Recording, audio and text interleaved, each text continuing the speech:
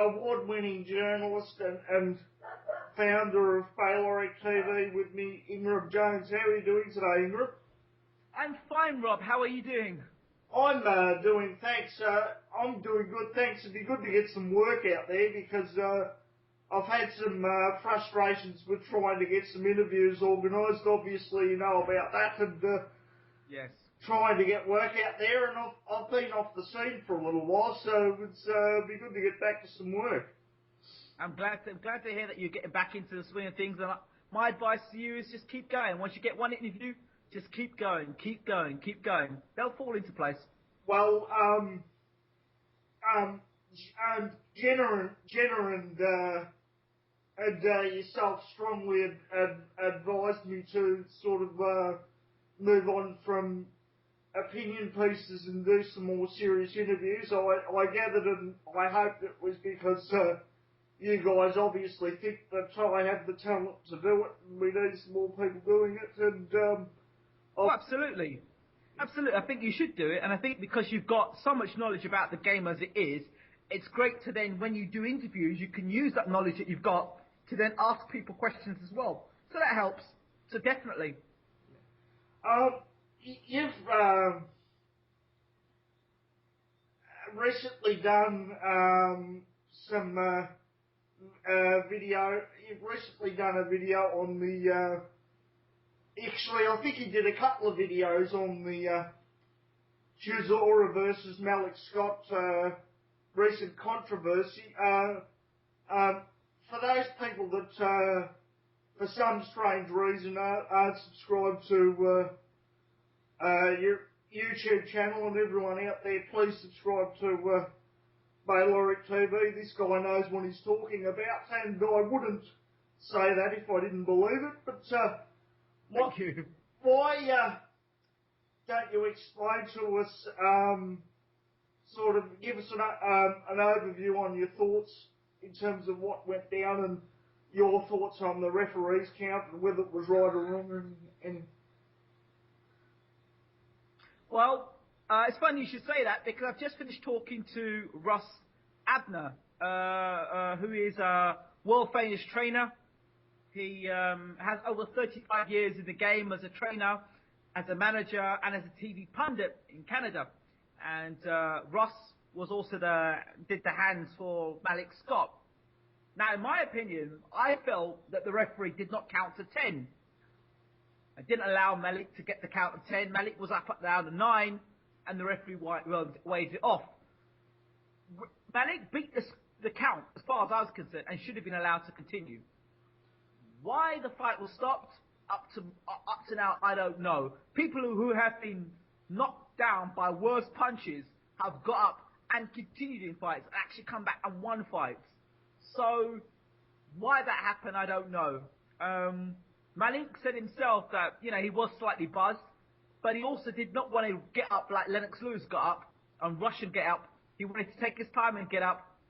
He beat the count and was ready to continue, which was a smart thing to do. That's what an experienced pro would do. So, in my opinion, I think the referee made a mistake. That's my opinion. A lot of people would disagree with me on that, but there you go. Well, it's clear. It's clear. Every man and his dog could see the referee did not count to 10. That he only counted to 9. But I would just like to put a rider on that, and is I do believe Malik waited a bit too long. And then when you're cutting it that close to the bone, he should have got up at, say, he may not have been able to. I don't know. I've got an interview coming up with him, so it's hard for me to speak a whole lot on this because I'm waiting for his answers to come back to my questions. And right. One of my questions in that interview was, one, were you at what period were you fully aware of the counts? And two, do you believe you made an error waiting so long to get up? And of course, I'm waiting for his answers on that. And as you know, recently he lost the protest protesting this decision. But as we saw in the years ago in the Mike Tyson Buster Douglas fight, where Don King had a bit more of a bogus protest saying the count was too slow. Whether the count is right or wrong, the referee is the ultimate authority in the ring, and Malik, whether he was right or wrong, really had no grounds, not in my opinion anyway. You know, it is what it is. Malik now is no longer undefeated fighter, and you know, now he's been technically knocked out. A lot of people will now probably challenge Malik Scott, so it may open more doors up for him. I don't know. It may open more doors up for him, you know, and it's just an unfortunate situation because he had all that time off.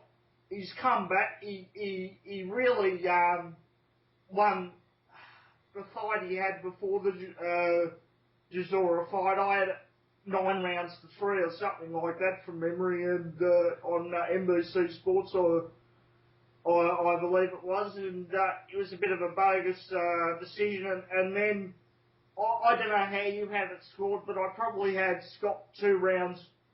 I'd say about 2 rounds up against Chisora, definitely. Yeah, 2 rounds up against Chisora going into that round. So and I thought going into that round, he was actually looking good in that round up to that point. Yeah, and Chisora was looking a bit sloppy, you know, throwing wild shots off balance, missing shots, and you know, I just thought that Malik would continue on to outbox him. I don't know who you picked. I didn't see your video, but I tipped Scott in this fight, and I tipped Scott as well. I tipped Scott by late stoppage or late stoppage unanimous decision. Yeah, I tipped him in a UD, and you know, Chisora charged, and good luck to him, and got Scott on top of the head, and what's happened, and we moved forth, and Chisora really had to win that too, otherwise it would have been Palookaville for him, so yeah. Yeah. So. Alright, you've recently got a deal for BaylorIC TV with Goodwin Promotions to show fights on your website. Could you please tell us a little bit about how that deal came about and what it entails?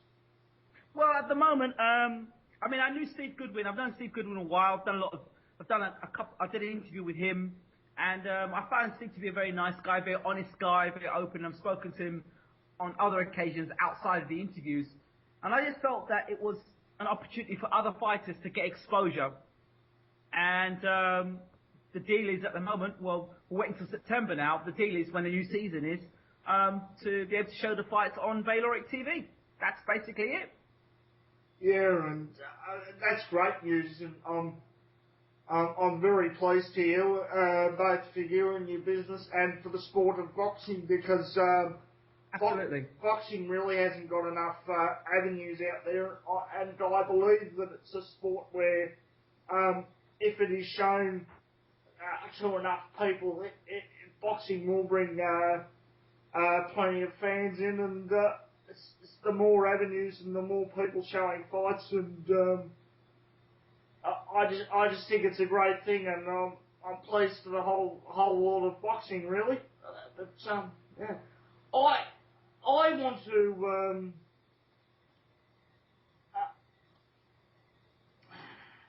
get your thoughts on the Cold War, it's called, with the promoters, which has actually now involved the TV networks, because HBO predominantly deals with Top Rank right now, and Showtime is almost exclusively Golden Boy. I want your thoughts on how you think the main reasons in which you believe how this started, and whether you believe it'll end, and which network, in your opinions, come out way ahead as a result of this? Well, I think I remember watching boxing when HBO was the place to be. You know, you were tuning to watch HBO, and you tuned into that, and you knew boxing was about to begin. And Showtime was like, yeah, Showtime. It was like that other network. It was just that other network that was showing boxing. But that's how I viewed it, ignorantly. It was just that other network. But times have changed. And like we talk about cricket and how the West Indies at one point was dominant. And then afterwards you had another era where, you know, Australia are dominant. You know, I think that's what happened now with Showtime. And the biggest thing that has happened from HBO to Showtime is Floyd Mayweather. Yeah. Floyd Mayweather moving from HBO to Showtime. One man signed I think it's the biggest deal in. Is it the biggest deal in boxing? Yeah, or the biggest deal in sport? So I think it might be the biggest deal in. I'm not sure if it's the biggest deal in sport, but definitely the biggest deal in boxing. So, well, it's a huge deal. 6 fights for $250 million. Well, there you go. Well, just that alone. There's no other fighter I know that can command that. Not even the heavyweight champion of the world commands that. Yeah, and right. The most incredible thing about this deal is you think with a deal like this there would be some concrete conditions on it in terms of when you're fighting, who you're fighting, and everything like that. This is almost a carte blanche deal. Floyd doesn't have to fight. He signed for 6 fights, but he doesn't have to fight all these fights if he doesn't want to. It's basically a deal where he's got total control, so it's good for him. Yeah, but think about it. He is the pound for pound #1 fighter in the world. I don't care what he says about Manny Pacquiao. He's #1 fighter in the world, unbeaten. He's fighting the best, and has kept an unbeaten record for a long while. You know, and time again has proven to be the best. And as far as I'm concerned, the guy's worked hard at something, so he deserves the credit that he's getting for it. And why not? If you're going to market yourself from one network to another, maybe the network, the deal he had with HBO wasn't as helpful as the one in Showtime. Maybe when he was on HBO, they may have shoved something up his ass. And so therefore, Mayweather thought to say, you know what? I don't like this deal. I don't like the way it tricked me. And if I'm going to re-sign with you, you're going to have to do it under my terms, or you can hit the highway. And I guess something like that happened. And so therefore, you know, he's gone with Showtime. And let's remember, if I'm right in saying, Top Rank is Bob Arum, right? Yeah.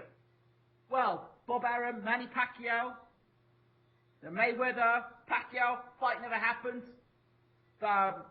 Mayweather says Arum owns the money. Hey, who knows how far this whole thing goes. Yeah. But at the end of the day now, it seems that Showtime, not HBO, are the power players now, and HBO are playing catch up. That's what it seems like. Well, well-respected people out there have stated that we might see HBO pretty much out of boxing within 5 years. Now, I don't agree with that, but it's shown that in the recent cards that Showtime is absolutely destroying HBO in terms of the fights that they can put on, and you know, again, I imagine it would have got Knockout Kings the other day. I imagine it would have got huge ratings, and for them an incredible night, really, somewhat unexpected night, which will help them again. You had Irakawa versus Figueroa, which was an incredible display of courage and boxing, and you had that fight was what. I don't care if you love boxing just for the pure sweet science. Deep down, every fight fan loved that fight, because that is what every fight fan wants to tune in and see every single fight. People want to see that. Back and forth, competitiveness. People want to see that. Well, brutal. I don't know whether you saw my tweet, Ingram, but I tweeted, if you don't love this fight, you're never going to love boxing. Forget about it. Move on. But that's what it is. That fight was what every boxing fan was baying for blood. They were fed. if you're a vampire and you're looking for blood, that fight was it. That was what it goes. You know, you can watch that and go, oh, I'm thirsty. I want to see a good fight. That was it. Not Gatti Ward. That fight was more than Gatti Ward for me. It was more than Barrera Morales. That fight for me was absolutely brutal because at some point in that fight, you could have said that guy needs to be stopped. That guy needs to be stopped. And yet he carried on to the 12th round, and at a point, even in the 12th, was actually winning the 12th round. How many fights have you seen where a guy's getting brutally beaten up, beaten up badly, and people saying, feel sorry for the guy to stop the fight, and in the 12th round he's coming back and winning the round?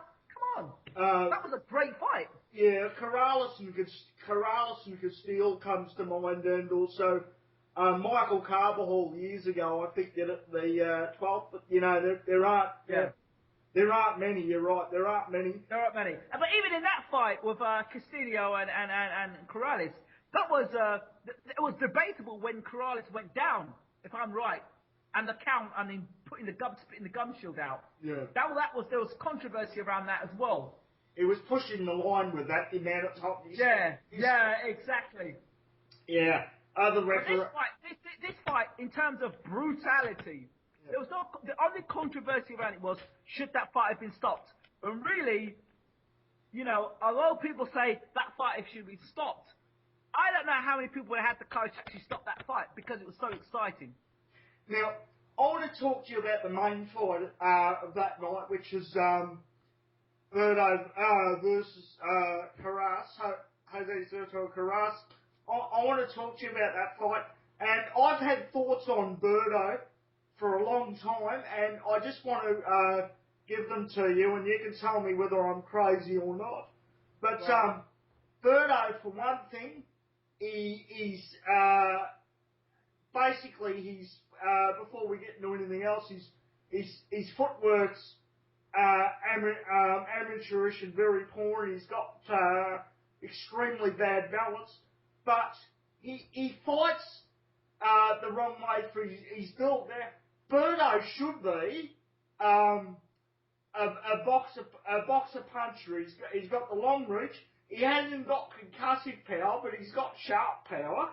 And he fights the wrong way. He fights in close. And what I really don't understand was Virgil was telling him to fight in close, where he should have been boxing a bit more. But the reason why he can't box is because he's got no his legs are very he's got very, very bad legs, and he's had them for a long time. You saw a couple of punches that he took, and he was wobbling in several times that fight. And Carras did exactly what I would have done. He went the body throughout the whole fight and wore Berto down. But even in the fight going back against Victor Ortiz, Berto fought on the ropes pretty much exclusively since about halfway through round 2, because he couldn't move. His legs, for one thing, I think his training regime's all wrong. I think his upper body's built up way too much, and he doesn't seem to do enough work on his legs or enough road work. He seems to be carrying 140 pounders legs, but sort of fighting at 147, and of course he tries the Mayweather shoulder roll, which he shouldn't do, and he's absolutely pathetic at it. I just want your thoughts on, what are your thoughts on Berto? Am I crazy or what? Well, there's a few things about Andre Berto. I think his style has changed. I remember watching Andre Berto when he was unbeaten and he was knocking guys out. The first fight I started getting concerned about Berto, I think, was when he fought Luis Collazo. Yeah. Do you remember that fight? Yeah. I started having reservations about Berto then, because Collazo was giving him a good fight. I was concerned about Berto then, and I don't know what it is, but Berto's style has changed. I mean, Berto before used to go out there and try and take you out. who's like a mini Mike Tyson, trying to take you out of there, and he looked like a concussive puncher. But I don't know what's happened, apart from the fact he's been badly hurt. And I don't think it's because of his chin. I don't think it's because of his legs. I do know something, is that he's not Floyd Mayweather. And I don't know who his trainer is, but his trainer needs to be sacked. Because you don't give a guy like Andre Berto a Floyd Mayweather shoulder roll. It doesn't work. It doesn't suit him. Actually, it doesn't suit Andre Berto. It doesn't suit Andre Berto, because that's not Andre Berto's style. Andre Berto is explosive. He wants to go out there and take your head off. That was what Andre Berto was made. When you saw Andre Berto fight, that's what his style was all about. That's what his style is about. And suddenly after he's taken a beating, he suddenly wants to start using a Floyd Mayweather shoulder roll. Well, no, Floyd has used that style from day one. Berto's learning that style now after he's taken a beating. Yeah. And for me, I think Andre Berto's finished. I really do. And, I don't know if Berto has been training the same way, because there are things. I remember Berto, he was in MTV or hip-hop films and stuff like that, or hip-hop videos, and he was all going quite bling, bling, bling. And I don't know if he got caught up in all the hype and all the celebrity status, Berto, but somewhere between that celebrity status and the Andre Berto, the boxer, somewhere in that journey there, we've lost something. And then we got caught the whole drug scandal with Berto. I don't know if that was true or not. They say that he got caught with the drugs. You can only take what they say as the truth. Yeah. So, how much that's affected him. And he's gone to I think it's Virgil Hunter he's with. For me, Virgil Hunter, the two fights I've seen Virgil Hunter train, he's done nothing with them. I.e., Amir Khan, I'm not knocking Virgil Hunter. He's done a brilliant job with Andre Ward, but Andre Ward is extremely good fighter. Yeah. And he had him since Andre Ward since he's a young kid. Why everyone's running into Virgil Hunter, I don't know. It just seems to be fighters that get knocked out or beaten up run to Virgil Hunter. Virgil Hunter is not Emmanuel Stewart. And people need to understand this. You know the way it is. Ingram, it's the circle. I mean, for a while there, everyone was running to Freddie Roach. And he's had a bit of a bad run, and they're running away and then everyone was sort of lauding at Robert Garcia. It just changes around depending on how. Listen, if you're gonna pick a trainer. If you're really going to pick a trainer, take your time and listen to what they say to their fighters in the corner. Listen to the advice they're giving their fighter in the corner. Regardless if they're winning or losing, listen to what that trainer is saying. That's a real testament of a trainer. A real testament of a trainer is what he's advising his fighter in the corner. Don't just look at one trainer and say, oh, he did well for that fighter, i.e. Andre Ward, that he'll do good for me. He has had Andre Ward since he was 9 years old, I believe. Yeah. That's 9 years old, yeah. Now, Amir Khan's come from where he is, right? He complained about not getting as much attention as he should have when he was under Freddie Roach, because Freddie Roach had Pacquiao. Now he goes across to a Virgil Hunter, even worse still, with a guy who trained since he was 9 years old, in Andre Ward. I think Khan's gone worse. I think Khan's gotten worse. I don't think he's gotten better. I think he's gotten worse. I'm no trainer, and I'm not saying I could be, although I like to think I've got a fair bit of knowledge. The problems with Khan I see is fairly obvious. Yeah, he got through Maidana, but every man and his dog knows that Khan's got a suspect shit, even though he denies it profusely. Julio Diaz almost had him out, and Julio Diaz isn't a hard puncher. But regardless, Khan, as much as you try to tell him not to, and I believe Virgil is trying to tell him not to, he's got that fighter's mentality. He engages when he's really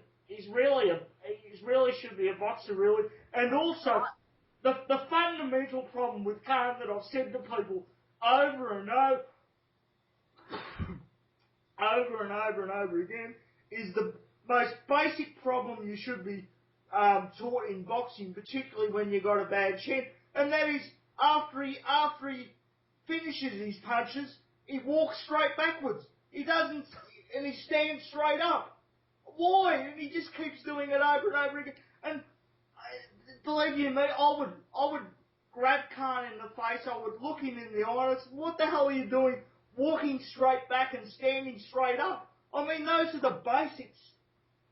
I think Amir Khan. I'm going to make a real brash statement here. I think that the wild card gym did more damage to Amir Khan than good. And here's my point. The wild card gym is based on Freddie Roach's style, is on attack, attack, attack. That's great if you've got a decent chin and a big puncher. But Amir Khan is not a big puncher, and Amir Khan does not have a great chin. So that leads to alarm bells straight away. And on top of the fact, he's in a gym that is all about macho. If you hit me with a good shot, I'll hit you back with a good shot. You hit me with a good shot, I'll hit you back with a good shot. So you're having wars in that gym, and you're trying to prove a point. You're trying to be a macho man. And if Amir Khan already having that ego problem that he's got, he does that, and then of course you saw the ego come out even more so when he fought Danny Garcia. Once he said to Danny Garcia, I'm going to knock you out, I ran down to the bookies and put money on Danny Garcia because I knew once he said make that statement, he was going to get knocked out because I knew if Eric Morales could not knock Danny Garcia out, and Eric Morales is a much bigger puncher than Amir Khan ever will be, yeah? If Eric Morales hit Garcia flush and couldn't move him, right? And then I saw Eric Morales get caught with a left hook by Garcia. I said, if that left hook catches Khan on the chin, lights out. Because Morales has got a great chin. And I said, if he gets caught with that left hook, the fight is over. And guess what happened? He got caught with a left hook, and where are we today? I should know, and forgive me out there, people. Who's training Cal Brook? I think it's the Ingalls, actually. He's got the same sort of defensive issues as well, and he gets caught way too much. He'll get. I said it before, I'll say it again. You know, Cal Brook's got he's got talent, but he's at a certain level at the moment, and he's making mistakes, putting backwards from punches. You know, when you fight guys who are technically more technically sound, when you start pulling back from punches, and you've got the inside game and no way to defend block punches. When you fight guys who can punch, really punch, and can walk you down, Kell Brook's going to be in a lot of trouble. But well, it remains to be seen how far Kell Brook goes. Well, I said a little while ago that if I made a bold brash prediction, not officially, I was just talking to Jenna over Facebook and that, but I said to myself I said to Jenna that if Kell Brook faced Amir Khan, and I desperately want it to happen because not only would it be a huge British and European fight, but it would be a huge world fight. I said that I would be tipping Kell Brook in that fight myself. I would go with Kell because he seems to have a better chin than Khan, and he's not getting wobbled by guys who are lightweights. He's got a better chin than Khan. Yes, he's going to get hit. It's a question of who gets hit and who goes down in a fight like that. But he's got a better chin than Khan. He's as fast as Khan, if not. He's as fast. The thing about it is he hits hard enough and he hits harder. Khan. Yeah. He hits hard enough to. He hits hard enough to hurt Khan. That's for me. Eventually, he's got to tap that chin. And if Julio Diaz could drop you, and he's not even a full 147 pounder, and you go fight Kell Brook, who's a big 147 pounder. Sorry. I see Khan getting splattered in that fight. Sorry. I'm glad that you agree. It's probably only two of us that have that opinion, but as you know, being a journalist, you have to make these bold predictions. And as you know, if you've read my stuff in the past, you know I'm certainly not afraid of doing that. Yeah, absolutely. But I can't finish this off without talking to you about probably, in my opinion, overall, the biggest heavyweight. I know where you're going. Yeah, I know where you're going. You know where I'm going, and you know, you and I have sort of been through this together because when I last spoke to you, you weren't sure the fight was going to happen, and then you got an absolutely brilliant interview with Peter Fury, which I pretty much went crazy, lauded you on. But when you see another journalist and a friend do great work like that, you know, it pleases people. A lot of people think that us journalists are competitive and we're at each other's throats. And yes, we want to do the best we can. But overall, I'm sorry to tell you, people, it's a helpful industry. Really, we really like to try to help each other in this business. But yeah, we try to. There's always one or two who think they're above their station. But it's all right. Yeah, you got that brilliant interview which said that I think it was 24 hours before, and if Peter Fury said if the fight wasn't signed on the Monday, the fight would be off. And then guess what? Yeah, that's what I want to talk to you about. You got David Hay actually signing the contract. Can you talk to me about how you got that? I didn't get it actually. I didn't get it. I found the footage was belonged to somebody else. That's why I didn't monetize it. Oh, okay. If I'd monetized it, I'd have made some good money in it. But it was a video that I'd seen. I only had about 72 views in it. I thought, well, hold on a second. 72 views. The world needs to know about it. So I think about 3,000 people saw it on my page. So whoever that good man, I think his name was Timothy, did it. Well, thank you very much. All credit to him. I didn't know who it was. They didn't leave a message on it. But because of course I'm in the Caribbean, so there's no way I would have got David Hay signing a contract like that. Yeah. David Hay is pretty elusive. I haven't got to manage to interview the man yet, but eventually, at some point in time, I will get to interview him. Well, he will never. If he's read the stuff that I've wrote in the past, I don't think he'll ever agree to be interviewed by me. But let me tell you, it'd be interesting. I reckon it'd get a bit of worldwide coverage if he was interviewed by me. But nevertheless, it's. I want to get. Of course, I want to get your thoughts on the fight. But first of all, I want to get your thoughts on the press conference, particularly the main one. David Hay has been very subdued and very quiet. Now, you might have a different impression on it. The impression I had from that is that he's extremely confident about knocking Tyson Fury out, and so therefore he doesn't feel he has to turn up the old intimidation torch, and it's been Tyson Fury doing all the talking. What are your thoughts on that particular situation about David Hay's state of mind? David Hay is the ultimate salesman. Understand this. David Hay could sell you a second-hand car and tell you it's a Ferrari, and you'd believe it. David Hay is the ultimate salesman, and when I listen to David Hay now, you listen to him and think, okay, well, you know, David, there's a possibility you could do that. But if you look at the way he talked about Klitschko, I'm going to knock him out, and whenever I'm ready, I'll finish the fight off, I'll take his head off, he's a robot, jab, jab, and grab, blah, blah, blah, blah, blah, blah, blah, blah. And everyone believed him. So much so that they paid the money to watch him fight, and people were bitterly disappointed afterwards.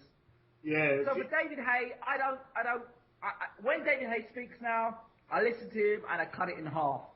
Yeah, David, yes, you are a power puncher. Yes. have you been beaten before? Yes, David, you have been beaten before. Have you been stopped before? Yes, David, you have been stopped before. Have you been dropped before, David? Yes, you have been on the cameras before, David. But if you listen to David Hay talk, honestly, if you listen to him talk, you think the guy was undefeated, undisputed. He's got a lot of fans, and he's got a great following. And I like David Hay, very charismatic. But let's get something quite clear here. When David Hay speaks, you can get hypnotized because he's so charismatic and when he talks.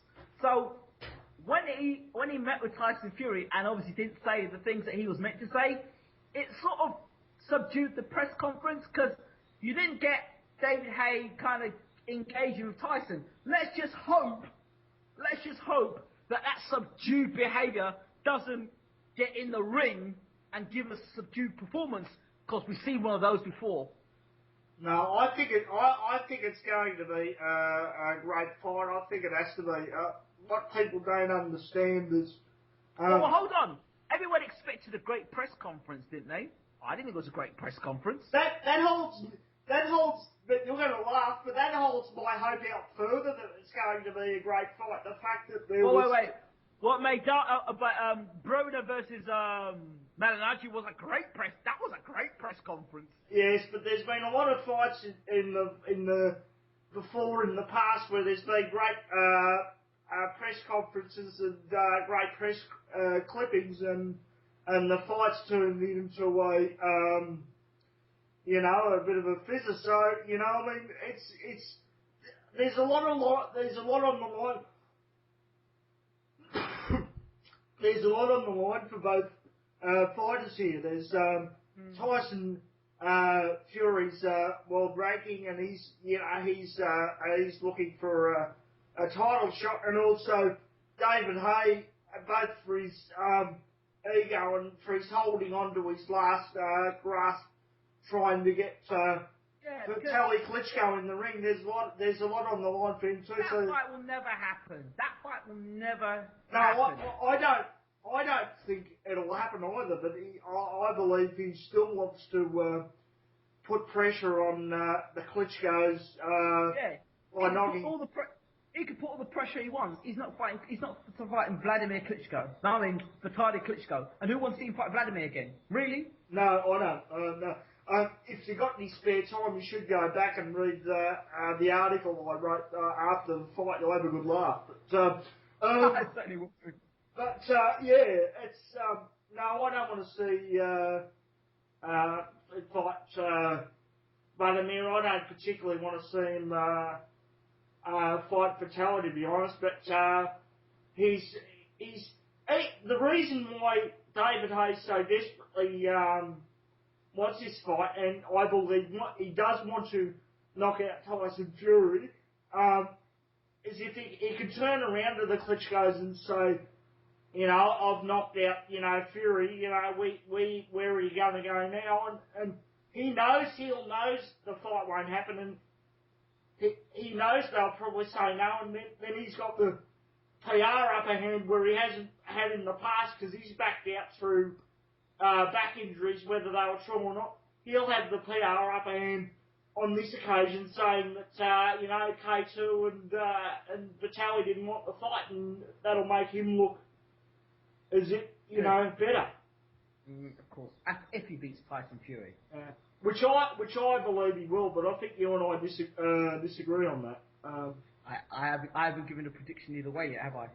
Yeah, I know you're probably going to do a video on this, and I hope I don't wreck the news and everything for you, but I would just like your analysis on that fight, and at the moment, who you will win. It's funny, it was in the shower this morning, I had this epiphany, if you want to call it, and... In the shower? In the shower, yes, and, as you do, yeah. And I remembered my old trainer saying to me, and I've got a pretty long reach for my height. There's a guy in my gym he was 6'3", and I'm about 5'10", 5'11", and I had longer arms than him, so I've got pretty long reach, all right, for my height. And I remember my trainer saying to me, the jab, to keep a guy at the end of the jab, if you've got such a long reach, there should be no reason why anybody's getting inside of you. You should be able to keep something at the end of your jab. You should. If you're good in, nobody should be getting past that left jab. Now, for Tyson Fury, that is what I'd be telling him. It's not like David Haye hasn't been out boxed before. It's not like David Haye hasn't been out jabbed before. Right? I would be telling Tyson Fury, stick that jab at him and land that right hand as quick as possible and hurt David Haye to make him not want to engage with you and get brave and dive in with punches. Because once he hurts David Haye's not going to be in a hurry to throw them wild punches. He mustn't allow David Haye to be brave. Now for David Haye, he needs to get inside of Tyson Fury's head. He needs to get Tyson Fury out of his game. He needs Tyson Fury to be dropping his hands and call him and goad him. That's the best way to catch Tyson Fury. Let Tyson Fury lose his head, goad him, make him, do all the things he did in the Cunningham fight, where he did against Pychek, where he had his hands down, he was talking to Pychek, and then he got dropped. You look at the Cunningham fight, he was clowning around, bang, got caught, got dropped. So then the fights has got dropped him. Then you look at the fight he had with Kevin Johnson. He was very respectful of Kevin Johnson and his power, and that was the best I've seen Tyson Fury box. I agree, that's the best I've seen Tyson Fury box. And he can box, but I just believe, this is bold, but I see Haye in 5 or 6.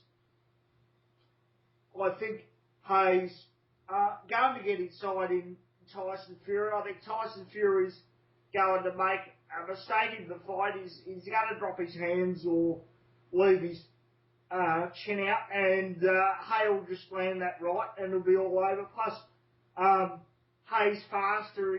He's got better footwork. He's got more experience in bigger fights, and I just think the pressure is going to get to Tyson Fury, and I believe Haye will knock him out in 5 or 6. I'll even give you the rounds 5 or 6. That's sort of the way I look at it. But okay. So there's no way at all that Fury could catch Haye as he's coming in. Fury could. There's no doubt Fury could. And people always overlook. He didn't just drop Cunningham. He knocked Cunningham out cold. The forearm helped him. He still knocked him out cold. And no disrespect to Steve Cunningham, but yes, Haye started as a cruiserweight. Started as a cruiserweight, but really for a lot of those fights he had to battle to make the weight. Haye is really a heavyweight now, whereas Steve Cunningham is still really a cruiserweight, building himself up to a heavyweight, and that's just the sort. I want to throw a fight to you, which is the Valuev fight. All right, no worries. Valuev is 7'2", yeah. Yeah. David Haye was fighting for the heavyweight championship of the world. Think what you want about Valuev, but he could not box to save his life. No. Could not box to save his life. And David Haye threw 32 punches in that fight. Yeah, I agree with you, and I criticised Haye, and one of the reasons I criticised Haye was the timid way he fought, no disrespect against the sort of human biological experiment in Nikolai Valuev, and a lot of people argue that most people say that it should have been a draw really, and Holyfield should have won really when he. So okay. Tell me the most spectacular fight you've seen David Haye in since he's been a heavyweight. The most spectacular fight I've seen. Jesus, you're putting my own article's words back to me. But, oh gee, spectacular. Probably where he dismantled the gatekeeper of the heavyweight division when first started. Monty Barrett? Past his prime Monty Barrett. Yeah, really, that's probably the fight. You forget Monty Barrett dropped him in that fight as well. Yeah, I remember. I saw the fight. Okay. So Monty Barrett dropped him in that fight, and he took about it. Had to drop Barrett about 5 times. All right, let's go to the next fight. He fought Valiev for the world title. Threw 32 punches in that fight. A finished John Ruiz. It took 9 rounds, although he dropped Ruiz in the first. Yeah. Ruiz went 9 rounds with him. Bearing in mind, David Tua took him out in a round. Yeah. But you saw devastating punches. Okay, we'll keep going. And Ruiz landed on him. Valiev landed on him. And that's a slow-moving Valiev landed on David Haye. Yeah. Who else? Monty Barrett landed on Haye. Don't even count the Audie Harrison fight.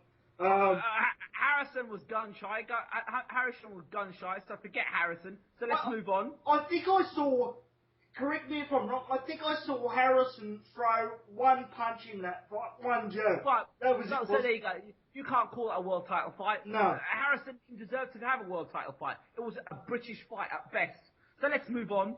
Yeah. And then we've got the Vladimir fight, who Vladimir totally outboxed him, outmoved him, technically. And for someone that I will take him in his word. For someone that had a broken toe, David Haye ran around in that fight a lot. Really, very well. He was like he was playing tennis. But I had this. But I had. I will give one thing. I will give Haye credit for those. A lot of people were saying during the fight that as soon as Haye gets a solid right hand landed on him by Klitschko, he's going to go down and his jaw will shatter into a million pieces. And the one thing I will give Haye credit for, which gives me confidence in the fight that if Fury lands one, I know he's going to take it, was that Klitschko did land some solid right hands. But you're not. But wait. I know everyone talks about this Klitschko fight, but let's remember, Klitschko has been knocked out.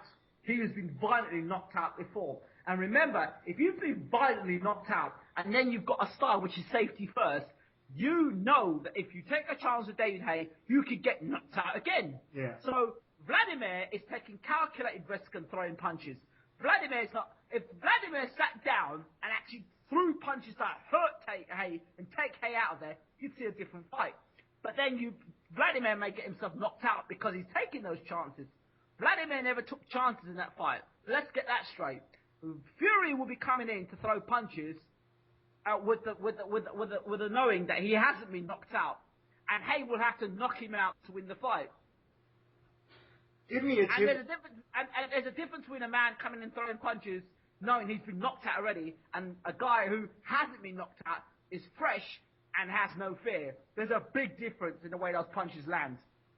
Yes, but it's going to be an interesting fight because Fury's been knocked out and he's been knocked down and he's been wobbled too. So wait. So has David Haye been dropped? He's been hurt. And he's been knocked down. That's the point. And a lot of people, but people don't talk about that. People talk about the Fury fight and the Cunningham fight. That's the fight everyone talks about. Nobody talks about the other fights before that. Nobody talks about the fact that Haye got dropped by Monty Barrett, who's no big puncher. That's the point I'm making. They're both been knocked down, so it's going to come down to experience and skill and who can handle the pressure the most. And I just believe that it's going to be David Haye. And if you know my history, you know I'm not some big David Haye cheerleader, so I'm saying this completely objectively, which as you're supposed to do, should do as a journalist. Haye for me. What's your tip? What are you thinking? Don't know. I'm not sure yet. I'm still not sure, and I'm not going to say it today. You're not going to do it for me. Oh. No, you're not going to get an exclusive yet. I'm going to do it a little later. All right. You're bringing out a video. You'll be bringing out a video for this, and I'll be watching very keenly, and at the same time I'll be saying, "Damn, Ingram didn't give me the damn exclusive." But anyway. You could get another exclusive if you ask the right questions. Oh, yeah. Oh my God. Yeah, we've talked about Hey Fury for long enough, which moves me on to you've talked about Russ Abner and what you just did earlier, but talk to me about the interviews you've got coming up in the future, and what are your future plans? You've just told me earlier that you're moving 100% business-wise into boxing, but tell us what you've got coming up. Well, first and foremost, I mean, as you know, it's no secret that I've been between boxing and cricket for many years. But I have to say that boxing has always been my number one love. It's always been my number one sport. Although I've been doing cricket, and it's taken a while, but now while it's happened, I think I'm going to be giving boxing 110% attention. I've tutored boxing beforehand, so I am a qualified ABA tutor, but I want to take it to the next level. I think I've got a lot of experience in terms of the sort of coaches I've had around me from the States and in the UK, and now I've got a wealth of experience around me from the interviews I've been doing. And I would love now to take it to the next level, as they would say. In terms of interviews, I've got a few interviews coming up. I'm still looking to get Cecilia Breakers, one of the interviews I've been looking to get. Annihilation, I think her name is. Yeah. The Filipino female fighter. Obviously, I'll keep on doing interviews with Brian Jennings, Malik Scott. They're two guys I like a lot. Got to obviously try and get an interview with Tyson Fury. It's been a while since I interviewed the big man, to try and get an interview with him. Yeah. And what I'm going to try and do for this Hey Fury thing is to get the opinions of other fighters and other trainers. That should be quite interesting.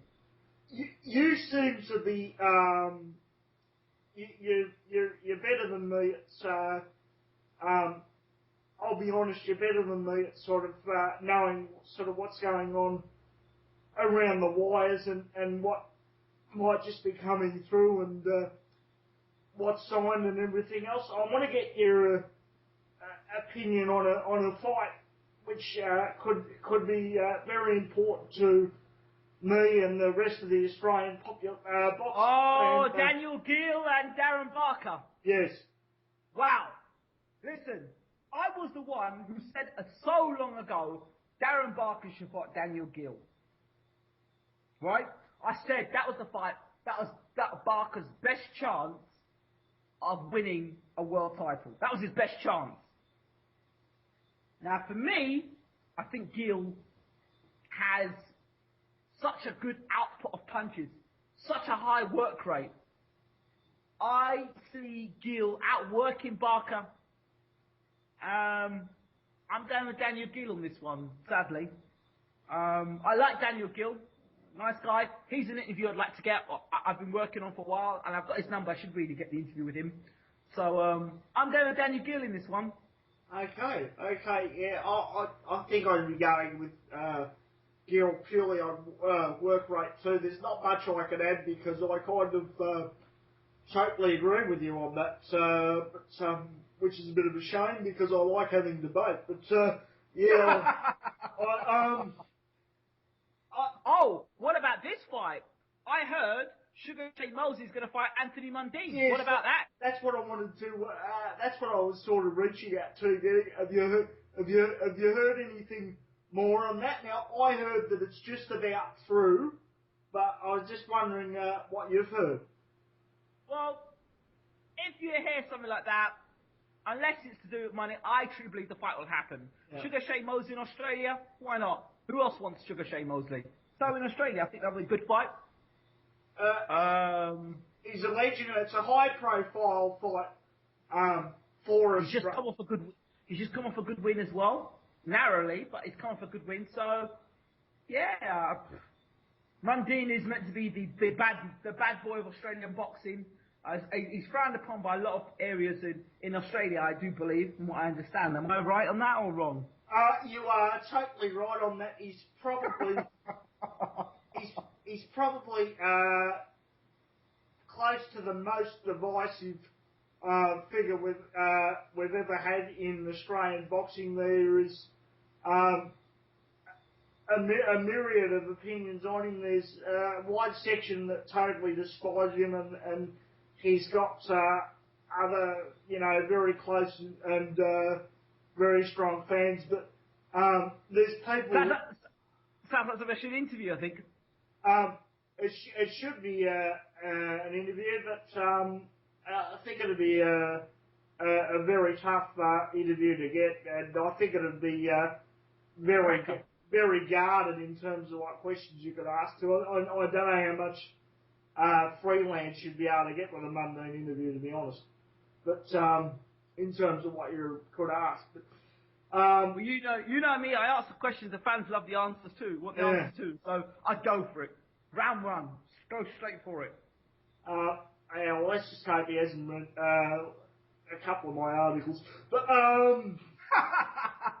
but it's well, let's be honest. Because I'm so obviously, as a journalist, you got to have knowledge on what you're talking about and reasons. Otherwise, you're just a yobbo sitting on the couch with a beer. But I'm never backward in my opinions and my thoughts. So in that, I could cause a lot of controversy, I guess. I don't mean to. My philosophy in doing what I do was ask the questions people are going to want the answers to. Otherwise, what's the point in doing what you do? I mean, you can try a career into being a serious journalist, or you can write some pathetic piece of crap and sit on the fence and just say you get your name up on Google and you're there for your mummy and daddy to see. That's not the real. That's not the reason I do what I do, and in knowing you, that's not the reason you do what you do either. So. Absolutely, that's not the reason why I do it. And sometimes you come off and you're a genius, and then other weeks you know shit about boxing. So yeah, it's just. Well, that's gonna happen to me with the. That's going to be happening to me with the Fury Hay fight. Either I'm going to be lauded as an absolute genius, or there's going to be messages, I have my Facebook saying, Fury murdered him. What do you know? But I mean, that happens when you do this job. And I will tell you this much. This is what I stand by. Listen, if you've got that reach advantage, there is no way a guy like David Hayes should be getting in on you. If you're a good boxer, that's my thoughts. That's what I can say. I agree. There's no way. You should be able to keep distance and keep that jab in Hayes' face and keep him at bay like the Klitschko's fight. They hate it to the body, and successfully they just continually beat opponents with jabs and straight right hands. And I don't know if you read it, but I wrote an article a couple of years ago saying I know the perfect person in his prime that would beat both the Klitschkos, that wouldn't be scared enough and wouldn't be scared enough to go inside and would go to the body and could beat both the Klitschkos in his prime, which was very short, I might add. But a fighter like Riddick Bowe, I could see beating both the Klitschkos. Right. Because to me, it's a harsh thing to say, but to me, Riddick Bowe is one of the. It's hard to say about someone who was an undisputed champion, but he was one of the biggest weights in heavyweight boxing history of all time. You know, he had a good jab. He could fight inside. He had an incredible right hand uppercut on the inside. He had speed. He had all the tools. He had a good chin. He had all the tools. If you could purpose build a heavyweight, you'd almost order a Riddick Bowe. And unfortunately, due to circumstances and due to lack of motivation, and after that domestic circumstances, he didn't get the career he should have had. But Riddick Bowe, in my opinion, had all the tools. I don't know whether you agree, but had all the tools to be one of the greats, a Hall of Famer, and it was just a big giant waste, in my opinion. And in my opinion, he could have beaten one, if not both of the. Well, he had the tools to anyway. Had the tools. What do you beat in Lennox Lewis? Well, he didn't really want him, did he? So you could argue that he would have gone into the fight not fancying the fight, and he would have lost. But if he went in with the right mindset, I believe he had the tools to beat Lennox, yeah. But, I mean, it depends which Lennox you're getting. Are you getting the Lennox that trained properly, was in the right state of mind, or are you getting the Lennox that was fighting Rahman after Ocean's 11 and didn't have his mind on the job? I mean, it just depends. No, I think Lennox would be hyped for that fight. Yeah. I don't think Lennox would come into that fight messing about. I think he's coming serious for that fight. It's a grudge match. Well, he wanted that fight, didn't he? And he expected, like, after he knocked Riddick Bowe out, Riddick Bowe said, I'll see you in the pros. And then whether Rocky Newman didn't think he could win the fight, or whether he just didn't fancy it. And as you know, what happened with that huge display of him throwing the WBC championship belt into the trash can, it didn't happen. And I believe that it was one of the it's up there with in terms of the fights that we should have got that we didn't get. That was very disappointing. So that would have been a great fight. There you go. I would go Lewis for this one. But the uppercut, the right hand. Do you agree with me that Prime Bowe would have given the Klitschko's trouble, or do you think I'm crazy? No, I think they would, because Bowe can fight with the inside. Yeah. And I think Bowe would have struggled with Vitali. Yeah. I agree. Vladimir would have knocked Vladimir out. Yeah. Because Vladimir hasn't got the mentality to deal with a street guy like Bowe, whereas Vitali now is mentally very strong, and Vitali, every time Bowe came in, Vitali would hit him with it, because Vitali had a great jab, and that big right hand that Vitali had, I'm talking prime Vitali, that right hand caused a lot of damage to a lot of fighters. So Bowe needs to be in shape for that fight. Seriously needs to be in shape for that fight. He needs to be the sort of shape he was in, like he fought when he fought Holyfield. I also the first fight, I mean. Yeah.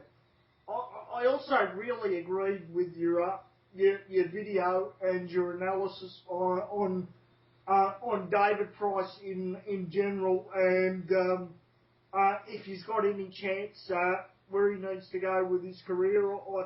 I couldn't agree with that more. He's got to get out of he's got to get the right people around him, and he's got to be serious. He's built up too much. He's hyped up too much. He believed it, and we're in a situation we're in now, and he has to get some serious people around him. But I said it before the second fight with Thompson. I know you and did. People laughed at me. And I said, when I said in the rematch, I said, no way does he beat Thompson. No way does Thompson beat Price. No way. No way. I said, there's no way. I just think that I don't think Price is a very mentally strong individual. Whereas Lennox Lewis is mentally very strong. And for all Lennox Lewis and what he was saying, and I would argue the champ down to the ground. Lennox Lewis never fought a southpaw as a world heavyweight champion. No, avoided him.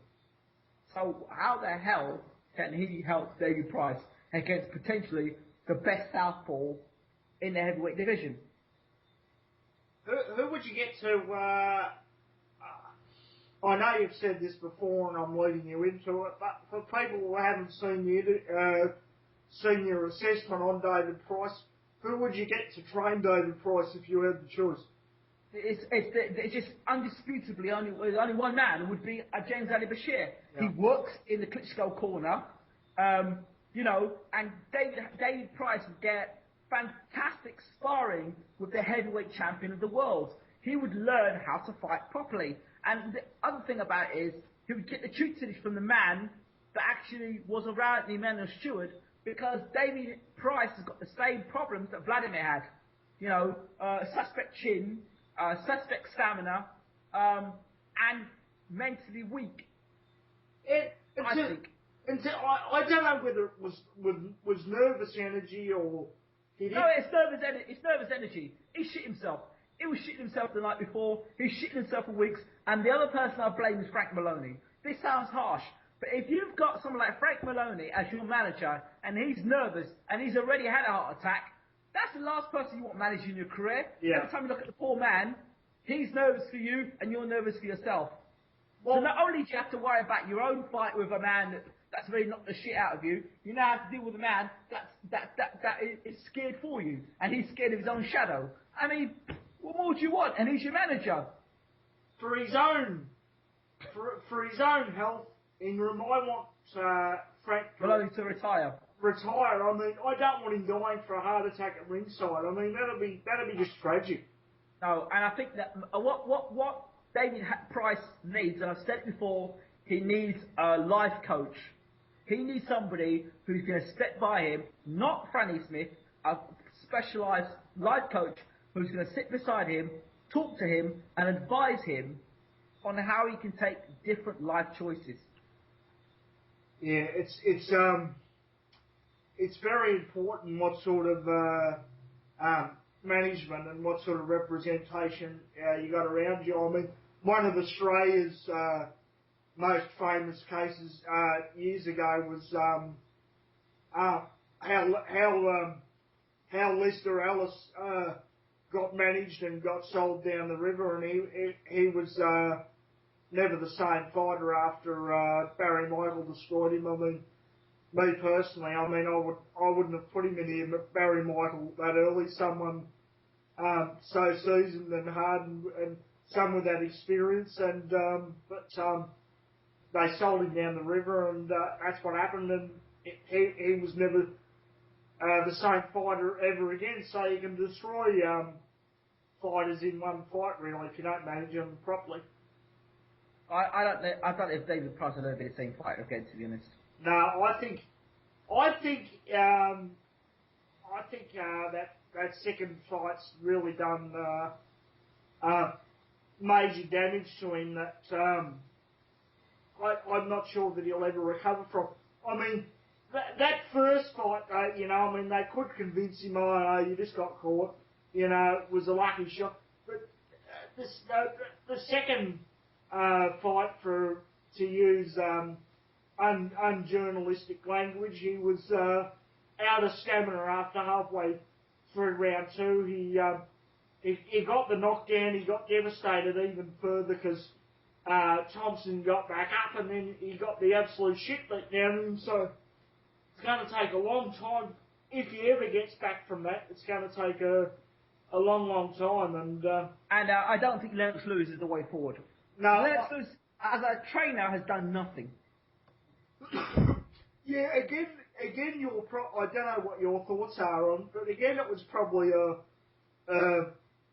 Frank Maloney mistake of, we'll just get Lennox Lewis in there, and that'll give him confidence. And great fighter, done nothing as a trainer. Just because Emmanuel Stewart has trained you, it doesn't mean that you yourself are a good trainer. I mean, Lennox may be a great fighter, but as a trainer... Yeah, and as you sort of said in your pre-video, although not sort of using those words, it sort of smelt as a bit of, it was ill-conceived, ill-planned, and a bit of wallpaper over cracks, really, and Yes. that's what it turned out being. Yes. Yes. I think he's gonna. I personally, Lennox has to produce a fighter of his own. Let him get a stable of amateur fighters and prove himself as a trainer, not as a fighter. You know, he's done great as a fighter, but as a trainer, will he have what it takes to be a trainer? Not saying he won't, but he needs to prove himself as a trainer because he hasn't done anything. What has he done? What gives him the right to train David Price? I was undisputed heavyweight champion of the world. So what? So what? It's the truth. So what? You were heavyweight champion. Great. So you know something about taking punches. Great. You know something about getting knocked out. Yeah.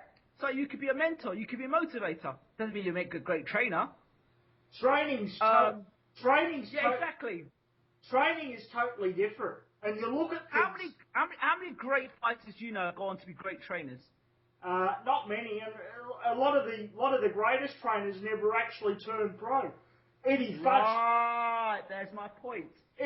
Eddie Fudge never turned pro. Emmanuel Stewart never turned pro. I mean, there you go. I mean, they're just looking at it from a totally. And trainers spot things from a different point of view, and you've got to take the people's characteristics.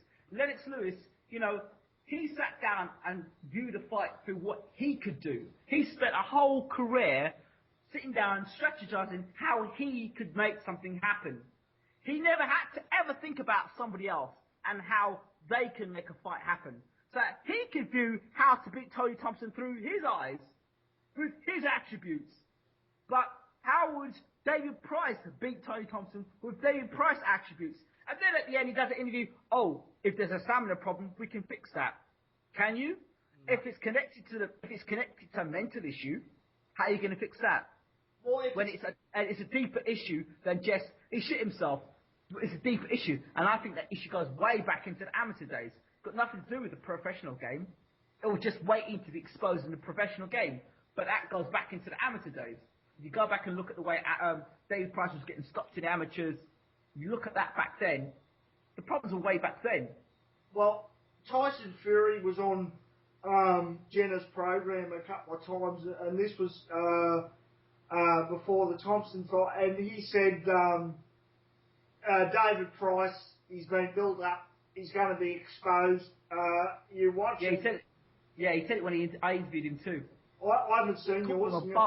I haven't seen yours. I'm going to have a look at it. But Tyson Fury was right on the money, and you have to say that he was completely and utterly correct. Before I let you go, I know I've kept you for a long time. Can I just get your... the story's just come in.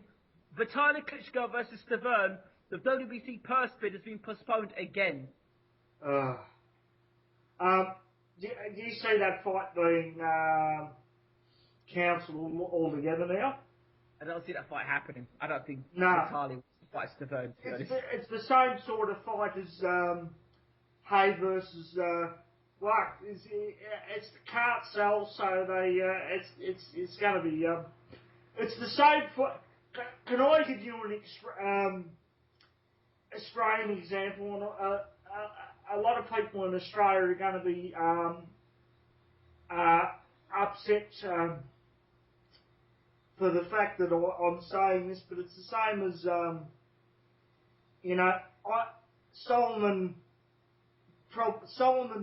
Sam Solomon probably deserved the title shot, but I don't see the fight. I don't see a fight happening because he's just not. He's not going to sell.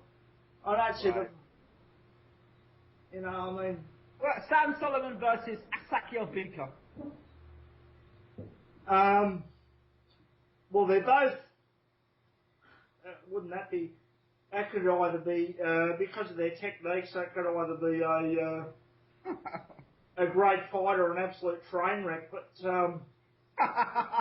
which means a train wreck. Yeah, probably more likely a train wreck. But Yeah. Bicker is going to get, unfortunately, Bicker is going to get offers from all over the place because I think most managers and most fighters, rightly or wrongly, he's got the WBC belt and they would see him as the weakest link probably. So Yeah. Whoever thinks he's the weakest link, will wait until he hits him on the chin. Yeah. Sakio Bicker is dangerous. He's nasty. He's hard. He's rough. He gave Andre Ward a hard fight. He gave Joe Kazaki a hard fight. Yeah, well, he's a very awkward customer fighter, and that's the same reason that I thought. Actually, I thought Stern was a bit unlucky, but it's the same reason I thought Solomon would give Stern trouble because Stern's a pretty straight up and down boxer, and Sam Solomon's very awkward. And all different angles all over the place. He sort of goes around the ring like a snake and then comes up throwing a million punches. And she could verify this when you talk to her. I can't gamble because I had a bit of a gambling problem in the past, but that's right. That's past now, and I got over that. I just know I can't gamble. But I said to Jenna, Solomon's 8-1 on Bet365 against I said that's ridiculous odds. I said to Jenna, put some money on it. I didn't tell her I had a gambling problem and I couldn't do it. She'll know now. But I said put some money on it. I said I see Solomon winning this one, and then I watched the fight. I got up in the morning and watched the fight, and which is about very early in the morning over here anyway. And then I watched the fight, and then Jenna sent me a message. He won! ! And I said, yeah, just put some money on it. And I said, she goes, no. And I said, Jenna, I don't often give people tips or tell people to gamble that often. I said, next time I give you a tip like that. And I said, it's 8-1 odds. I said, they're ridiculous. I said, next time, put some goddamn money on it. I said, I wish I could have because I'd have bloody cleaned up. But I wasn't surprised at all the way the fight happened. I thought the decision was a bit of a shock. I mean, as Australians after it seems that Germany feel a bit guilty after the Johnny Green robbery years ago because Gill was lucky to get his decision. You usually don't get them your own way that close in Germany, and I thought Macklin actually did a better job on Stern, and then you end up with Sam Solomon with that fight where, it was questionable, and usually when it's questionable and close, you don't get them for their way fighter. Aussies have been on the end of two lucky ones as far as German decisions go, I've got to be honest. Mm-hmm. But I thought Macklin was very, very unlucky. I thought he beat Stern quite handily. But actually, I was kind of hoping he's fighting Darren Barker, but I was kind of hoping that Gill would fight Macklin. I actually, if you match the two up together, I think Macklin's probably he wouldn't have a bad chance of beating Gill if I thought. Macklin's beaten nobody of note at world level. Let's be honest, he hasn't. Macklin's got a name because I don't know why, but Macklin's got some sort of a name. I don't even know why he's got the name. He gave Sturm a good fight and beat Sturm as far as I was concerned. But other than that, I mean, really, I personally don't rate Matthew Macklin. I think he's a good European fighter. That's it. And that showed when he fought our friend GGG. Oh, but okay, GGG has got some mega power, and people say he's got some things he needs to fix up on. He doesn't seem to worry about that much about defence, and he can get hit, as you've seen, but it doesn't seem to worry GGG because he's got a ridiculous chin, and it's going to be very hard for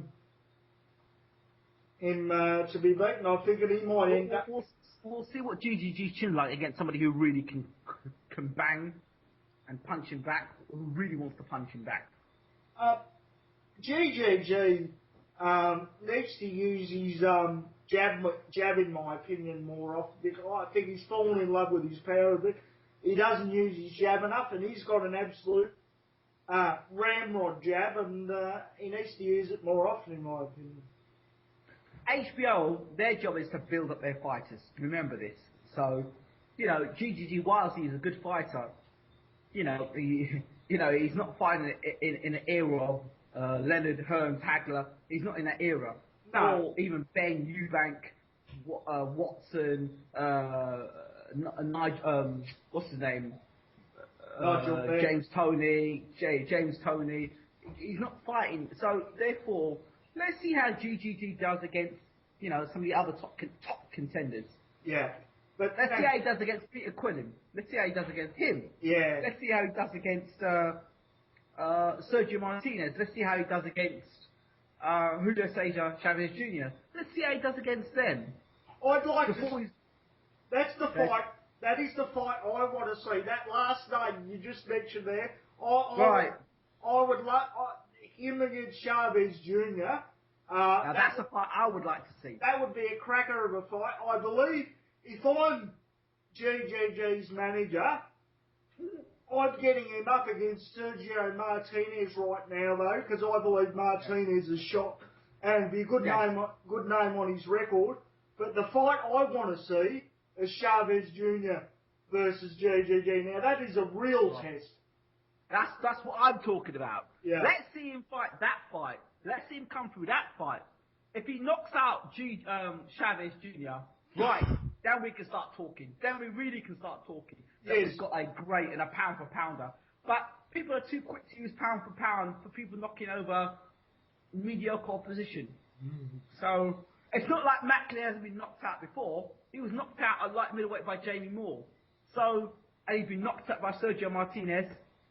So, GGG didn't do anything that Martinez didn't do or Jamie Moore didn't do. So, he's been knocked out before. So, it's nothing new. He did it a little quicker. Jamie Moore, talking about fights in British history, wasn't that an absolute cracker? That was a great fight. Oh, that was a fantastic fight. Just taking. And his fight against Ryan Rose weren't bad either. Albie, Daddy's doing an interview now.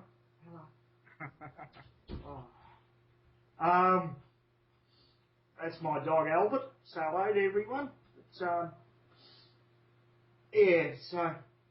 anyway, it's been a fantastic interview, Ingram. Thank you for your time. We've got your thoughts on an absolute cacophony of things, and it's always great to talk to you. And I can't wait for to see some more videos from you and read some more news and get that bloody prediction for Hey Fury, which I couldn't get out of you. But anyway, I'll be looking forward to it, and you can be sure that I'll be one of the first people to make a comment on it. So I'll be looking forward to that. But no problems. Thank you very much, Ingram, and let me know when you've got the is it going to be a link? Is it going to be a written? What's it going to be? Well, I've got interviews with Joe Cortez and Malik coming up, and they're going to be written. Yes, I'm a much better print media guy than I am a speaker, and that's been proven time and time again. But I think my interview with you with me doing it has been much better and much more fluent than the one you did with me. But speaking, broadcasting is not my go. I mean, we all have different talents, but I'm a print media guy, and I'll always be pretty much. So you're going to write that one up, Yeah, I'm going to write that one up. Yeah. and it'll go to Doghouse Boxing, right? Yeah. Yeah. Great stuff. Great stuff. Actually, I just broke a golden rule. Jenna told me always never to talk about interviews before they happen, but both Joe Cortez and Malik have agreed to be interviewed by me, and I've sent the questions off, and I'm just waiting for the answers back. So, General give me a clip across the ear for talking about it, but yeah, that's what I've got coming up. Well, I'm looking forward to hear what they've both got to say. Well, I'm actually looking forward to Joe Cortez's answer. I'll just give you a little teaser. I asked him about Mayweather Ortiz and the circumstances leading up to what happened. So I'll be very interested in Mr. Cortez. I'd like to ask him why he ruined the fight between Hatton and Mayweather. That's what I'd like to know. Oh, now you're giving me more questions, but we'll just I just wait and see for these to come back, and I'm really anxious to get work out because I've been off the scene for a while due to circumstances and chasing interviews and everything like that. You know what it's like, and I'm just starting out, and people will be starting to forget who I am, so it's good to get on to you today, so remind people that I'm still out there. So, well done, congratulations, and I look forward to reading the interview on Doghouse. Do you know when it'll come out? I'm still waiting for my email. I still haven't got my answers back yet, so I'm waiting for them to come back, but I'll let you know. It'll pretty much be rushed up as soon as I get the answers back, and I can cobble it together, because on what work out there, Ingram. I'm suffocating. I want to work, so they'll be up as soon as they can be up. Okay, sounds good. I'll push them. All right, thank you. And we're talking about Lennox Lewis not being a manual Stewart. Now, Jenna just did a while back a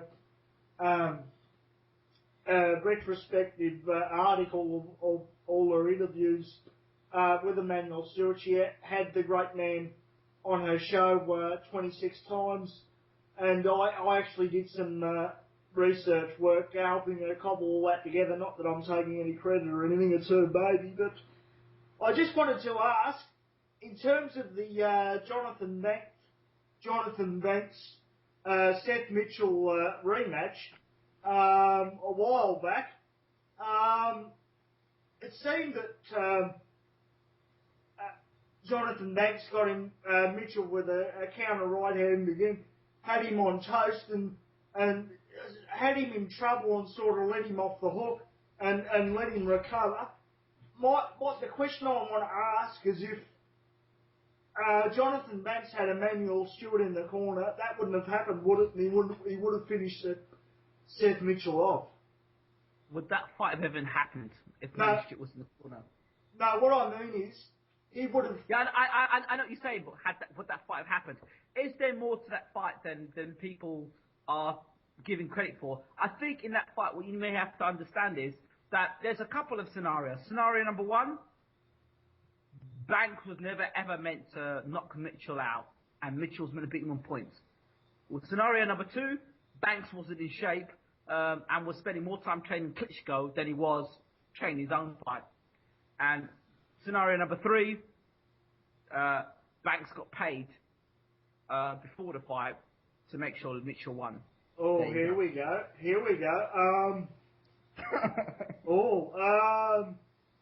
Well, let's put it this way. I sway with three, and the only reason why I sway with three is because when James Ali Bashir, the capsman, turned round to the trainer and said to Banks, "Oi, you're losing this fight. Step on the gas. Get this guy out of there."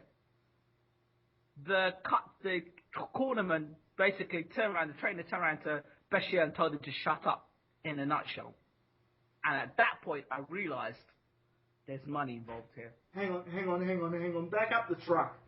So, Ingram Jones, journalist and founder of BaylorIC TV, is saying that Jonathan Banks was paid to throw... No, I'm not suggesting. I'm saying that when Bashir turned round and said to Banks, look, you're losing this fight, step on it, basically the trainer turned round to Bashir, who was the cutsman, and told him in a nutshell to shut up. Now, if there's not something funny about that, because I would have thought the trainer and the cutsman had the fighter's best interest at heart, and they want the fighter to win. Yeah. Now, if the trainer knew something that the cutsman didn't know, and to be fair, Bashir only came in flew in at last week to work with Banks. If the game plan was for Banks to never win the fight, and Banks was going to get paid more money to lose the fight than he did to win it, who knows? Well, I'm trying not to add sort of extra spice to your theory because I'm trying to stay neutral on this one, but we all know that HBO is desperately trying to, for want of a better word, sort of build Seth Mitchell up, and if he'd lost to Banks again, it pretty much would have been the end. There you go.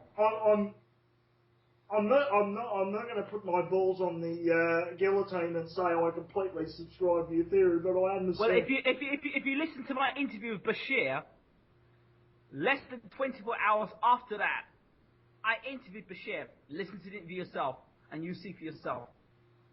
Okay, so Bashir's known him since he was a 9-year-old. Come on.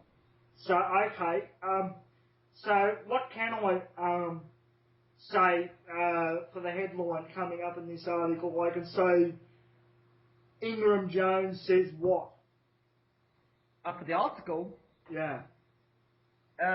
You could say that Ingram Jones says, I don't know, you could say something along well, remember, I've made a statement that I think,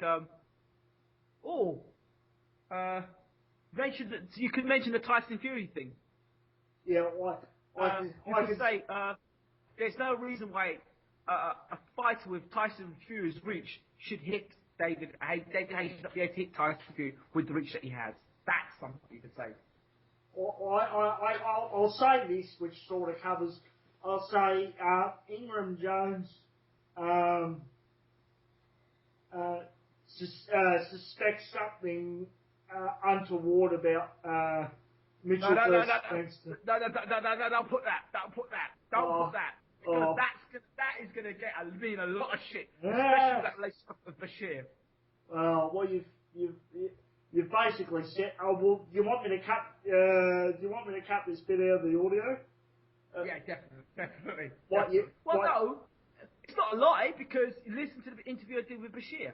He basically said it himself. So it's not, I'm not making stories up. Yeah. I asked the question, and if you listen to my interview, I'm not lying. No. So it's not. I'm not making things up. It's either Banks wasn't in shape. This is what I'm saying. It's either Banks wasn't in shape, and bearing in mind he was training Klitschko, and then had his fight soon after. Banks, Mitchell was being, is the man that HBO want to back, and as far as they're concerned, they didn't think Banks was going to beat him the first time round. Banks took a loss on points, which isn't so bad. Or 3, Banks was paid more money to lose than he was to win. Because why would you hurt somebody and not finish him off? And he had him hurt very, very badly. Well, any time he touched him, he hurt him. So, there you go. And it's not like he's not knocked him out before. So, come on. The fight was going exactly the same way for the second fight. He hurt him, had him down, and then he got dropped himself, Banks. So, let's remember that. I know you were saying a while back that if asked the right questions, I'd get some interesting answers, and I've just got one right there. So I'm not suggesting the Banks through the fight. I'm suggesting that I'm only playing with your Ingram, one journo to another. I'm only winding you up. You up. Can I just get your thoughts on Carl Froch and? Yes. Well, my thoughts are quite clear about it. You don't want him to fight George Groves. I saw that video. No, I don't. I would rather see Carl Froch be in a super fight against GGG or a fight against Andre Ward, or go up and fight Nathan Cleverly, but not George Groves, please. Because what does he prove knocking out George Groves? Oh, he knocked out a young prospect. We don't know how good George Groves is. Andre Ward, in my opinion, is not and will not go over to England. He calls a 5-hour trip in the car a road trip. Now, he's look. I know there's be a lot of money on offer, but he seems. Look, he's American. He's the American champion of the world, which means he only fights in America. He's got the Roy Jones syndrome. And plus, Roy Jones, yeah. And plus, which is even more important to mention, he's got the major dispute and major falling out with Goosen at the moment, which went to court and he lost, and he doesn't seem to be terribly happy with him, as he wanted to sell his soul to get to top rank. So we don't know whether I don't know whether he'll fight again. Whether he'll fight again, Yeah, but let's be honest. Honestly, who cares about Andre Ward? Really? Well, Who really cares about Andre Ward? I do, because I'm a boxing purist, but... yeah, I'm sure you're on boxing purist, but there's so many other fighters out there. There's Mayweather, there's Abner Maris, there's Rigondeaux, there's Bonnier, there's Hay, there's Fury, there's Groves, there's only fighters, there's GGG. Who cares? Well, the heavyweight division's opening up. Who cares? I mean, really. Yeah, he's a good fighter, but he's no great personality. No. And he's not standout either. Andre Ward's not standout. He's a good fighter. But he's not standout. What? When you look at Andre, what's the greatest thing he's got about him? He's adaptable. Yeah. Great. But I don't find him great to look at. He's okay. He's good at what he does. He's not great at any one thing. He's good at everything. He's like Evander Holyfield. Well, I'm going to be probably try and do 70-30 interviews, opinion pieces these days, and try and move more into serious journalism, because if I want to be serious in my career, that's what I'm going to have to do, and that's what you two told me. But I think I might write an opinion piece coming up very soon. Okay. And it's going to be called something I haven't totally figured out the title. I haven't totally figured out the title yet, but it's going to be called something like No Knockout Power, No Personality, No Money, and that's why... That's Andre Ward. Yeah, that's Andre Ward, and that's why great fighters like... Son of the god of no personality. That's why great fighters like Sergio Martinez struggle to get big fights too, because they're a huge risk, and you don't get the moolah out of it for being embarrassed.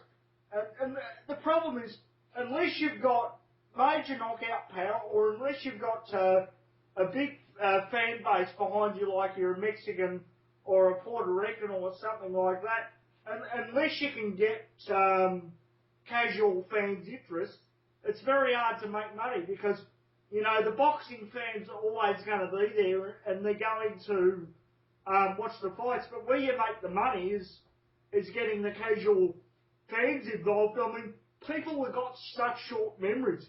People forget that before the Oscar De La Hoya fight, and before he started to get really brash and mouth off and say he was better than Sugar Ray Robinson and talk down the fighters and start 24/7 and everything, Mayweather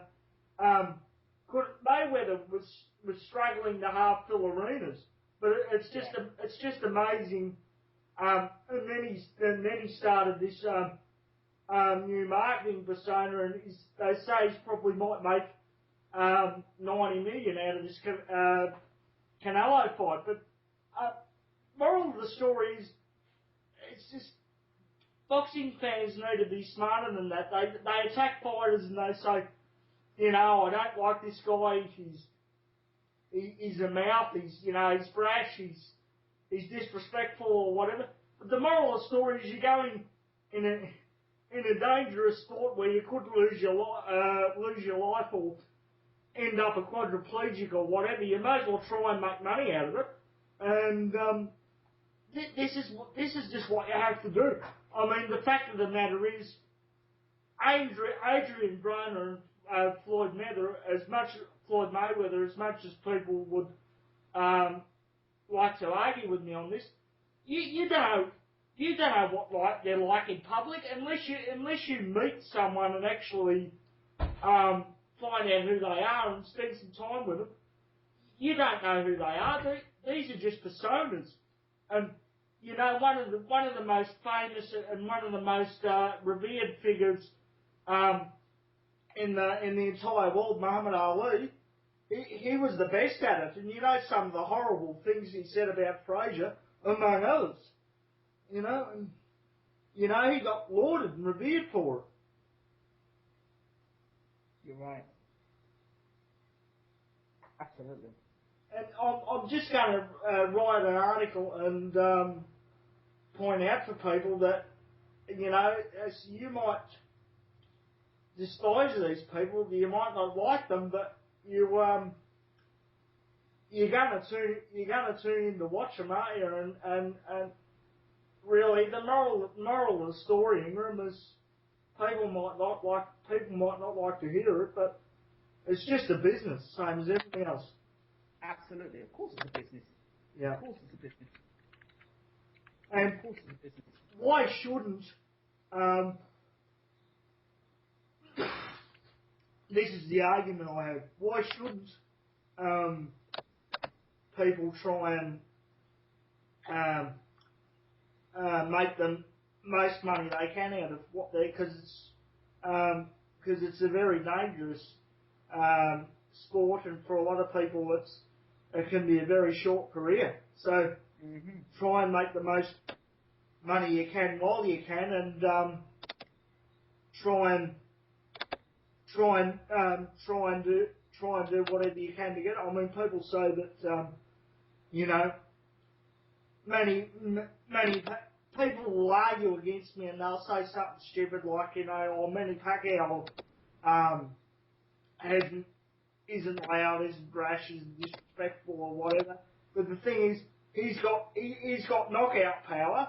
That's his commodity. And second of all, he's got a whole entire country behind him. You know, and also he made his name by fighting carefully chosen people up at higher weights and knocking them out. So, you know, that's how he's. Yes, you can make it by not having a personality, but you have to be a very special person to do so. Absolutely. Totally agree with you. Or you've got to be Mexican or Puerto Rican and have that huge fan base behind you. I promise. Final question. I just want to talk about Miguel Cotto and what you think about his potential comeback fight, and when you think. Oh, horrible. Miguel Cotto should retire. He should retire. Look, Miguel Cotto wanted to retire after he got beat by Floyd Mayweather. Yeah. But he couldn't pull himself around to say the word retire. Right? That's how I knew that he would get beat by Austin Trout. Because he didn't fancy it anymore. And any guy who doesn't fancy boxing anymore, It's a dangerous position for them to be in. And he's gone to the worst trainer of them all to go and train Freddie Roach. Attack. And I don't know how good Freddie Roach is on the pads anymore. I don't know how much of his Parkinson's disease has deteriorated his skills. Because obviously with Parkinson's disease, it's just something that deteriorates the body over years. And I don't know how well Freddie Roach still is on the pads and how effective he is now. Because he's definitely slowing down in when he's talking, Freddie Roach. So how his motor skills are will be questionable. And of course, why is Miguel Cotto still fighting? He was known to fight in the best fighters in the world. What the hell is Miguel Cotto his motivation now to go and fight a guy who everyone expects him to beat anyway? I don't know. I don't think this Miguel Cotto thing's going to be for long, to be honest. I agree he shouldn't fight anymore, but I'm sorry. I have to. It was going to happen. Disagree. It was going to happen eventually. I have to. I believe certain trainers, certain styles, and I believe Freddie Roach is the perfect trainer to get the best out of Miguel Cotto, because Miguel Cotto is an attacking fighter, and it's his best as an attacking fighter. And Let me remind you, bring a reminder to you, that Mike Tyson also was an attacking fighter, coming to the end of his career, and Freddie Roach trained him. Oh, but when I'm going to disagree, because when Tyson, I know what you're referring to, and this is going to turn into a full-on ding-dong battle. But when Tyson fought Danny Williams, mate, he wasn't just finished; he was dead and buried in the ground. I don't believe Cotto's that finished. And I believe if Cotto gets past this particular opponent, he will go on to he may go on and get a title and beat Ishay Smith, because Ishay Smith isn't that good. And I could see Cotto with. I agree Cotto should retire. I agree with you on that fact. But I could easily see him with another title around his waist. Given it doesn't mean much, no disrespect because it's from Ishay Smith, but he could easily have another belt around his waist. You got to be with me on that one. Yeah, I'm not saying Cotto's not a good fighter. I'm not saying that. But Cotto fights in heart and determination, and I just think, especially at light middleweight, where he's a smaller fighter, and you can see it significantly. You saw it when he fought Austin Trout. I don't think Miguel Cotto. I don't know why Miguel Cotto's even coming back. If it's for money, for his family, maybe so. But I just, like I told you, if he wins his fight, he knows Ishay Smith is the next fight around the corner for him, and he knows he can win that. That's why he's come back. Well, I guess so. I mean, yeah, Ishay Smith, but I mean, it tells you something. If Miguel Cotto has to fight Ishay Smith for a world title, what does that tell you? When you think about Miguel Cotto and the career he's had and the guys he's fought, you know the one fight I would love to have seen? Miguel Cotto, Oscar De La Hoya. My God, it's one. Love that fight. I would love to see that fight. But you know what weight class are you talking there? Are you talking welterweight? Yeah. Yes. Not light middleweight. Welterweight. Oscar when he fought Julio Cesar Chavez the second time. I would call that prime Oscar. And then I would have Cotto when he fought. Before he fought Marcus Chito the first time.